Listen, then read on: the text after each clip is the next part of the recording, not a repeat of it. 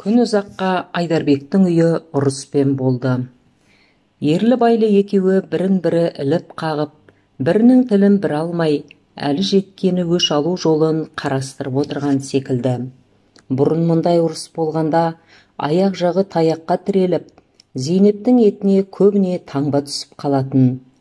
Зейнеп оны сезсе де, сүйекке біткен қарыспалық еркін алып, бір табанға шейін бас имейтін. Ұрыстарының көбі болмашы нәрседен шығатындықтан, Зейнептің сөзі Айдарбекке кей кездерде өстіп келіп, төбелессіз де жарасып кетсе беруші еді. Бүгінгі ұрыстары зілдірек. Айдарбек ертеден бері тамақта ішкен жоқ. Кекілжіңнің кіргеніне бір жеті болып қалған. Содан бері бір-біріне дұрыс жауап бермей жатқанда Айдарбек іргеге, Зейнеп от жаққа қарап жатады. Күн ұзаққа Айдарбектің үйі ұрыспен болды. Ерлі-байлы екеуі бірін-бірі іліп қағып, бірінің тілін бір алмай, әлі жеткені өш алу жолын қарастырып отырған секілді. Бұрын мұндай ұрыс болғанда аяқ жағы таяққа тіреліп, Зейнептің етіне көбіне таңба түсіп қалатын. Зейнеп оны сезсе де, сүйекке біткен қарыспалық еркін алып, бір табанға шейін бас имейтін. Ұрыстарының көбі болмашы нәрседен шығатындықтан, Зейнептің сөзі Айдарбекке кей кездерде өстіп келіп, төбелессіз де жарасып кете беруші еді. Бүгінгі ұрыстары зілдірек. Айдарбек ертеден бері тамақ ішкен жоқ. Кекілжіңнің кіргеніне бір жеті болып қалған. Содан бері бір-біріне дұрыс жауап бермей жатқанда Айдарбек іргеге, Зейнеп от жаққа қарап жатады. Есіктің алдына тоқымды төсеп жіберіп, Айдарбек талдан керіп тор тоқуға кірісті. Зейнеп үлкен бөлмесіндегі пешке арқасын сүйеп отырып ұршығы ерді. Әке-шешесі ұрысқа кіргелі, бойын жазып ойнай алмай, Күләмза да жүдеу айналып еді. Бүгін үйінің ішінде өзгеше жандану, қозғалыс, іскерлік көрінген соң, біраздан бері терезенің түбінде жинаулы тұрған қуыршағын алып, жаулығын жамылдырып киіндіруге айналды. Қуыршаққа жамылдырған жаулық Күләмзаға ұнап кетті. Өзінің шеберлігіне, ептілігіне қуанып, қуыршаққа кішкене қарап отырды да, «Әже, әже» деп Зейнептің ұршық жүгіртіп отырған қолына жабысты. Зейнеп қарамады. Неге қарамағанын Күләмза сезеді. Бұрын қуыршақ істегенде, ел ішінде атаққа шыққан какаоз келінің жаулығының модасы деп Күләмзаның қуыршағын Зейнептің өзі талай жамылдырып берген. Енді бүгін Зейнепсіз ақ қуыршағын өзі жөндеп алған соң, қуанышын әжесіне айтпай Күләмза төзе алатын болмады. Бірақ әке-шешесінің арасындағы салқындықты сезе жүргендіктен, бір рет айтқан назар салмаған соң, қуыршағын қайта көрсетудің тиіс еместігін біле алмай, Күләмза даң болды. Әйтсе де тағы бір айтып көрейін дегендей, «Әже, әже» деп жабыса бергенде, Зейнептің ұршық ерген қолына қақтығып қалды. «Таста әрі қу қатын болмай қалармын деп қорқасың ба» деп Зейнеп қуыршақты лақтырып жіберді. Көкауыз қатынның модасымен оралған жаулық жерге ұшып түсті. Күні бойы істеген еңбегі зая болғанға Күләмза ызаланып жылап, Зейнептің оң жақ тізесіне жармасып жатып алды. «Әрі қу қатын, тіпті ертпедің ғой» деп Зейнеп тағы итеріп тастады. Күләмза дауысын шығарып жылауға кірісті. Зейнепті ұрып, ашуын тарқатуға шынында да Айдарбек сылтау таба алмай отыр еді. Енді мына баланың жылаған өзіне толық сылтау. Сондықтан түпкі ойын жарыққа шығару мақсатымен Зейнепке байланыспақшы болды. Жұмысын тоқтатып орнынан қозғалып қойды. Делек танау делдейді. Екі көзі құтырған сиырдың көзіндей боп адырайды. Қозғалған сайын ашуға тығылып, булығып барып, «Неге жылатасың? Жылатпа баланы» деді. Тоқып отырған қорабын тоқтатты. Қабағын бұрынғыдан гөрі қыржитыңқырап, екі көзін Зейнеп отырған пешке қадап, тістеніп, тұра ұмтылуға оңтайланған адам құсап отырды. Бұл сияқты жекіргенге Зейнеп сөзсіз жауап қайрады деп ойлады. Егер жауабы зілділеу шықса, екі-үш ауыз сөзбен істі бітіріп, тұра жүндемек болды. Зейнепке Айдарбектің даусының қай түрі болса да мәлім болғандықтан, ұруға ыңғайланғанын сезіп, ол үндемеске тырысты. Зейнептің қулығына Айдарбек те таныс. Ұрмаса ашу тарқамайды. Сондықтан қайтсе де ұрмай қоймаймын деген оймен сөзді қайта бастады. Ит, қолыңа ұстаған жалғыз қарғаң қасқыр құсап қабасыңда отырасың, деді. Зейнеп шыдай алмады. Көптенгі ашу, кек бәрі келіп қабаттасып, еріксіз сөйлейтін болды. Тым зілдіғып шығарса сөзсіз таяқ жейді. Таяқ жеймін деп үндемей қалса, жеңілгендік білінеді. Бұрынды соңды таяқтан қорқып тілін тартпау үйреншікті әдет секілденіп кеткен. Сондықтан Зейнепке ендігі лайықтысы сөзге сөз қайыру еді. Зырқыраған ұршық жүнді созып, үлгіртпей үзіліп жерге түсті. Қағілез ерні қалтыранып, пішіні сұрланып, үзілген жіпті жалғап жатып, жаның ашымай-ақ қойсын, деді. Ендігімнің жаны ашиды, иттен жаралған шошқаның сөзін қараш. Бірдем айтса арыстап беттен қауып алу. Бетіңнен алып не дедім? Ұрсам өз балам, менде ешкімнің жұмысы жоқ. Әдемі қатыныңның балаларын ұрғызбай өсірерсің. Айдарбектің күткенде осы сөз еді. Енді кідірудің жөні жоқ. Есік жақта тұрған қайың таяқты ала, бөлменің есігіне келіп те қалды. Не дейсің, ей? Есік жақта отырған Айдарбектің даусы кенет жанынан шыққанда Зейнеп селк етіпкендей болды. Бір тықырдың таянғанын біліп, бетіне жалт қарады да, жүнін созып, ұршығын иіре берді. Ашумен ызғарланып қалшылдап келсе де, Зейнептің қорыққан пішінін айып менде ақ болсын, ғафу ет деген тәрізді төмен қарап мұңаюы Айдарбектің ұруын жөнсіздікке шығаратын секілденді. Әйтсе де бір ұрмай көңіл көншімейтін болғандықтан құшырланып түйілген жұдырықпен желкеге қойып кеп қалды. Текшелеп ораған ақ жаулық Күләмсаның қуыршағы секілденіп ұшты. Ойбай-ай, не жаздым деп Зейнеп ышқынып жылап жіберді. Атаңа нәлет, деді Айдарбек. Бойды кернеген ашу айтуға сөз таптырмады. Қарсыласпаған қатынды ұра берудің тағы жөн жоқ. Атаңа нәлет, сен не қылмадың? Қараңды батыр, кет, мен сенен талақ, деді. Құдай, Құдай, не жаздым, Құдай, деп Зейнеп өкіріп жылауға кірісті. Күләмза әжелеп келіп алдына тығылды. Күләмзаны бауырына басып жылаған күйі бүкшиіп Зейнеп жатып алды. Бұрынғыдан гөрі ашу тарқап, күн кеш болуға айналған соң, шашылған талын жиып, мал қарауға Айдарбек тысқа шықпақшы болды. Ұзақты күнге тамақ ішпеген адам қарны да шайын, деді. Төргі бөлмеге бір-екі рет келсе де, Зейнепке тұр деп айтуға бата алмады. Бұрын Зейнеп айыпты секілді көрінсе де, таяқ жеген соң айыптан тазарып, тұрмаймын деп айтуға да еркі бар секілді көрінді. Үндемей тысқа шығып, малын суарып қоралауға кірісті. Екі көзі земеленкенің моржасында. Бұрын қанша таяқ жесе де, мезгілімен тамағын істеу Зейнептің әдеті еді.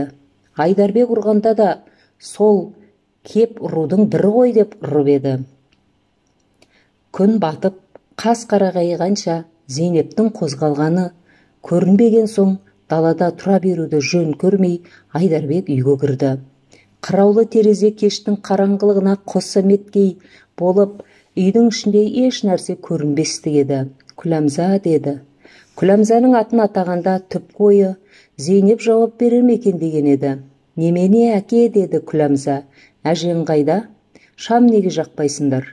Әжем жылап жатыр, деп Күләмза Зейнептің бауырына тығыла түсті. Айдарбек басқа айтар сөз таба алмады. Төсегінің үстіне барып қисайып жатты. Екі көзі пеште, пештің жанындағы Зейнепте. Қозғалар ма екен, тұра ма екен деп ойлады. Зейнеп тұрып шам жағып, төсек салып берсе, тамақ ішпеуіне құл. Бұрынғы ашу араздықтың бәрін ұмытып, құшақтап жатқысы келді. Бірінің артынан бірді түрлі ойлар тізбектеліп, Айдарбектің еркін билей бастады. Таяқ жеген Зейнепті ішінен аяды, жазықсыз ұрғанына өкінді, қызыл шырайлы бетінен сүйгісі келді. Ынтыққаннан ынтығып, еріксіз басын көтеріп алды. Зейнепке барып жалынғысы келді. Орнынан қозғала берейін дегенде кенет тағы бір ой түсті. Баруым тиіс болар ма екен? Барар бармасын білмей таң болды. Зейнеп тағы көп жылады. Айдарбекпен қосылғанына биыл 7 жыл болған екен. Содан бері өткізген өмірінде қызғылықты күн шамалы, байының мінезі теріс. Болмашы сылтау қылып 2 күннің бірінде ұрады. Келген кезде таяққа шыдай алмай, қайдан тап келді екен деп налып жүргенінде осы Күләмза туған. Тұңғыш баланың адамға ыстықтығы қандай? Күләмза туғалы Зейнеп таяққа да үйреніп, ашу араздықты да жаба тоқып жүре беруші еді. Жаңа Айдарбектің алмалы салмалы мінезі Зейнептің тыныштануына себеп болды. Түнерген бұлттай бұрқырап бұрқ сарқ келсе де, сағатына жетпей ашуы тарқап, екеуі ойынға әзілге кіріседі. Жетісіне бір рет ұрысу, ұрысқан сайын ұру, екеуінің ойынша да тұрмыстың заңы, шариғаттың бұйрығы секілденді. Олай ойлауларына себеп, жайшылықтан гөрі араздасқанның артынан екеуі бірін-бірі айлап жылдап көрмеген адам секілденіп құшақтайды. Сондықтан екеуі ашуланысқанда бірін-бірі жәбірлесе де, бірін-бірі көрместік сөз айтысса да, ұзамай бір қызғылықты тұрмысқа қайтатындарын сезетін секілденеді. Айдарбек бүгінде солай болады ғой деп ойлап еді. Бірақ Зейнепте ой екінші түрледі. Бұрынғы қалыппен таяқты елемей, ісін істеп, алдағы қызғылықты тұрмысқа әзірлену бүгін Зейнепте жоқ еді. Өйткені желкеге тиген жұдырықтан гөрі бір ауыр салмақты нәрсе бар. Зейнептің соншама жылауына, бүкшиіп жатып қалуына сол себеп болды. Қанша ойласа да ұшына шығу қиын. Ол талақ еді. Зейнеп елде жүргенде шешелерінің айтқанынан естетін, неке ерлі-байлы адамның тұрмысын бір-біріне байлайтын жіп. Бірін-бірі көрмеген, бірін-бірі сүймеген екі адамды неке сүйдіреді. Неке махаббат жібі. Ерлі-байлы адам қаншама бірін-бірі көрместік болып, араздасса да, неке тұрған жерде махаббат үзілмейді. Ал ерлі-байлы адамның жиренішті тұрмысына дәнекер болып тұрған жіпті үзетін бір нәрсе бар. Ол талақ. Айдарбек бүгін кеп ұрған жоқ, бірақ таяқтан 10 есе артық талақты шығарды.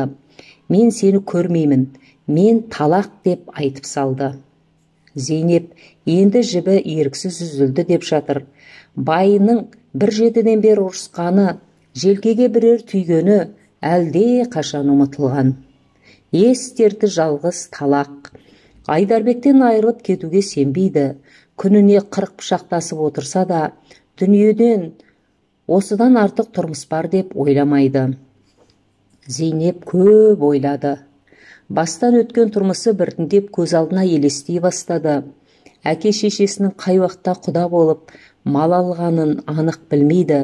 Бірақ күйеуге берілгенін, келешекте жеңгелер секілденіп біреуге қатын болып, күнде таяқ жеп өмір өткізетінін Зейнеп есі кіре бастағаннан ақ сезген. Тентек болып жеңгелерімен ойнағанда, қой байыңа айтып ұрғызармын деген сөз жас күнінен ақ жүрегіне әліппедей жатталып, өзінің ұрылатындығына күні бұрын мойын ұсынып қойған. Сөйтіп жүргенде Айдарбек ұрын келіп, бірін-бірі бірінші рет көріп танысады. Бірін-бірі ата-аналары қосқан соң сүймеске орын жоқ деп түсініседі. Зейнеп соның бәрін ойлап келгенде, абайсызда айтылған талақ кенет еске түседі. 7 жылдан бергі қызық тұрмыс сағатында бұзылып кеткен секілденеді. Сол тұрмыс әлі де болса бұрынғы ізімен аға берсе, Зейнептің дүниеде арманы жоқ секілденеді. Зейнеп қалың ойға шомып жатып ұйықтап та кетті. Көп шыдап жатуға Айдарбектің дәті шыдамады. Зейнептің жанына барғысы, қайтадан ұрғандығына ғафу өтінгісі келді. Еңбектеп сипалап пештің қасына келді. Зейнептің басына қолы тиіп кеткенде бір түрлі бойы еріп кеткен секілді. Зейнеп ұйықтап жатыр екен. Айдарбектің келгенін сезбеді. Айдарбек құшақтамақшы, бетінен сүймекші болып жақындай бергенде, Зейнеп әлденеге қалтыранып оянып кетті. Әй, бұл кім? Мен ғой қарағым. Зейнеп басын көтеріп, жан жағына қаранды. Үй іші тастай қараңғы, дыбыс жоқ. Жалғыз ақ Айдарбектің жүрегінің тынышсыз соққаны, ала мысықтың пеш жанында мияулағаны, Күләмзаның аяқ қолын бауырын алып бұйығып ұйықтап дем алғаны ғана естіледі. Ұйқылы көзімен Зейнеп, мұнысы несі деді. Әлде шам жағайын ба? Жоқ, жақпа. Жүр төсекке жатайық деп Айдарбек Зейнептің мойнына қол салды. Зейнеп әлдене есіне түсіп тітіркеніп кеткендей болды. Талақты есіткелі қанша жыласа да, ескі тұрмысын сағынып ынтықса да, Айдарбек қасына келген соң ашу қайта қозды. Сол қызғылықты тұрмысты бұзатын талақты шығарған Айдарбекке лағнет оқығысы, оны сөккісі келді. Әрмән кет деп Айдарбектің қолын мойнынан алып тастады. Қой қарағым, ашуыңды бас. Ашуыңды басқанда қайтпекпін. Жатайық. Зейнепке таныс сөз. Зейнеп жатса, ескі тұрмысқа қайтқан болады. Бұрынғы қызықты өмірді қайта көретін болады. Бірақ оған жібермейтін арада бір кедергі бар ғой. Зейнеп шіміркеніп кетті. Өй, бетсіз, не бетіңмен айтып отырсың? Не қылдым? Талақ қылғаның қайда? Айдарбек шошып кетті. Зейнепті ұрғанның соңынан қаншама ойласа да ойна түспей жүрген бір нәрсе бар секілдеді. Ол осы талақ болып шықты. Талақтың түпкі мағынасын айыра білмесе де, ерлі-байлы адамға ұнамды нәрсе еместігін сезеді. Жалпы жұрттың тұрмысында бұл сирек ұшырайтын нәрсе.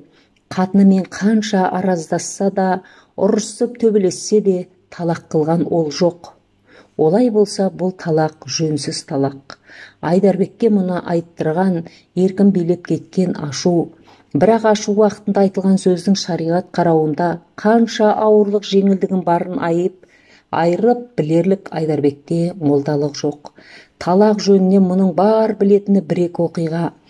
Біреу көрші ауылындағы Қасым қатынын менсінбей, Қалтайдың қатынын алмақ болып көңіл қосады. Өз қатыны айырылып, біреуге тимек болады. Сонда молдалар талақсыз неке қиюға болмайды деп, ағайыншылықпен айыпты малын төлеген соң, Қалтайға да Қасымға да қатындарын талақ қылғызады. Талақ қылған қатындар тиетін байына бара алмай, үйінде отырып 3 ай мүддетін өткізеді. Талақ жөнінен екінші білетіні Ишан Хазіреттің 3 қатыны болған екен. Кіші тоқал тентектеу болып, біреумен көңіл қосып қиянат қылған соң, Хазірет ашуланып талақ қылады. Сол қатын қартайғанша байсыз отырған. Және біреулер шариғат сұрағанда Шолақ молданың да айтқаны бар. Адам өз қатынын бір рет талақ қылса, сол қатынды екінші бір адам алып, ол адам талақ қылғанның артынан 3 ай мүддетін өткізген соң, бастапқы байына неке қиып алуына болады деп. Бұл әсіресе Айдарбекке тура келеді. Шариғаттың бұйрығын істеймін десе, Айдарбек қатынын екінші біреуге қосып, ол адам талақ қылғанның артынан 3 айдан кейін барып неке қиып алу керек. Олай қылмаса некесіз қатын ұстаған болады. Некесіз қатынның үйінің асарам деп Шолақ молда 2 күннің бірінде қақсайды. Бірақ жастан қосылған әйелін Айдарбек нағып басқа біреуге қоспақшы. Көзі тірі тұрғанда Зейнептің басқа біреудің қойнында жатқанын көру Айдарбекке әлім емес пе? Біреуге қосу түгілі өзі жоқта үйіне қалжақпас бозбалалар келіп, солармен бірдеме деп ойнап күлді ме, Айдарбек жарылып кете жаздайды. Түнеукүні іңірде шай ішіп отырғанда Сарбас келіп самауырының түбіне отырып, Зейнеп шайы құйып бергенде кесені ұстай беремін деп Сарбас абайламай Зейнептің қолын қабат ұстап қалған. Мұны аңдып отырған Айдарбек көріп қалып, Сарбасты боқтап, балағаттап үйден айдап шығып, Зейнепті сілейтіп тұрып ұрған болар. Ең арғысы суатқа суала барғанда да Айдарбек шомның басына шығып, көзін қиығымен қарауылдап тұрады. Айдарбек ойдың ұшқына шыға алмайтын болды. Ойлаған сайын басы қата берді. Шариғаттың бұйрығын істесе, Зейнептен айырылмақшы. Бірақ Зейнепсіз шариғаттың Айдарбекке керегі де не? Ойлап қорытындысында шариғатын құрысын, қатынынан айырылмаймын деді. Зейнеп ұйықтаған жоқ. Айдарбектің басында отырып қалың ойға кіргендігін, оқта санда қиналып үхілегенін ол сезіп жатыр. Тұрмысты ескі қалпына қайтаруға қарсы еместік ой билеп жатыр. Ашумен айтылған талақтың келешек тұрмыстарына қаншалықты өзгеріс салатынын болжап біле алмайды. Талақ жөніндегі Зейнептің мағлұматы да Айдарбектен аспайды. Сондықтан Айдарбек қандай қиналса, Зейнеп те сондай қиналып жатыр. Айдарбектің ауыр ойға кіріп қиналғанын сезіп, Зейнеп аяушылыққа айналды. Ескі ашу, кек бәрі серпіліп, әлде қайда ойға келмес бір түкпірге қашып тығылған секілді болды. Зейнеп қазір байының бетінен алатын Зейнеп емес, бұдан 7 жыл бұрын секілденеді. Жатқан күйінде сөйлейін деп бір-екі рет ыңғайланды да, оны ретсіз тауып басын көтеріп түрегелді. Зейнеп қозғалғанда Айдарбек сескеніп қорқып кеткендей де, қуанып кеткендей де болды. «Қатын, Зейнеп» деді. Даусында біртүрлі жеңілгендік, өтінгендік сезілді. Деді Зейнеп. «Жай тұрдың ба?» «Жай». Зейнептің даусы Айдарбекке жұмсақ, майда, не айтса да көнетін тәрізденді. «Жатсақ қай?» деді. Зейнеп үндемеді. Қарсы сөйлемегеніне Айдарбек сүйініп, икемдеуге айналды. 7 жылдан бері ерлі байлы болып күн өткіздік. Содан бері ұрыста, таласта болған шығар. Қашанда жарасып кете бермейтін бедік. Бұ да соның бірі ғой. Мені уайымға салма, қатын. Менде басқа ниет, бұзық көңіл жоқ. Ашумен кісіне айтпайды. Ашумен айтқанда сөзді періште жазбайды деген. Зейнеп күрсінді. Қайдан білейін? Әжем марқұм айтушы еді. Ерлі байлы адамның арасындағы сүйіспендік некемен байлаулы деп, сол сүйіспендігімізге зиян келіп жүрмесе. Айдарбек әлденеге қуанып кеткен секілді болды. Сол ма, қатын, қорыққаның? Ол әшейін бос сөз ғой. Некемізді қимай тұрғанда бір-бірімізді сүйген жоқ па едік? Зейнеп дұрыс деген секілді басын иді. Әңгімені соза беруге Айдарбектің де сөзге шеберлігі жоқ. Екеуіне де ендігі тиістісі Айдарбектің Зейнепті өзіне тартып құшақтауы, Зейнептің қарсыласпай бұралып құшағына кіру еді. Айдарбек мұны да істеді. Зейнепті өзіне тартып құшақтады. Екеуінің де бойлары еріп, еріктері кете бастады. Махаббаттың жібі некесіз-ақ байланды. Айдарбек пен Зейнептің арасында болған талақты Күләмзадан басқа ешкім білмеді. Оңаша үйде жалғыз өзі қуыршақпен әуреленіп отырғанда, жамылдырған жаулығы, киіндірген киімі ретке келмесе, мен сенен талақпын деп қуыршақты лақтыратын болды. Ерлі байлы адамның арасындағы жібін талақ үзе алмады. Ескі тұрмыс, ескі ұрыс, ескі төбелес, некелі қалыптағы сарынға түсіп аға берді.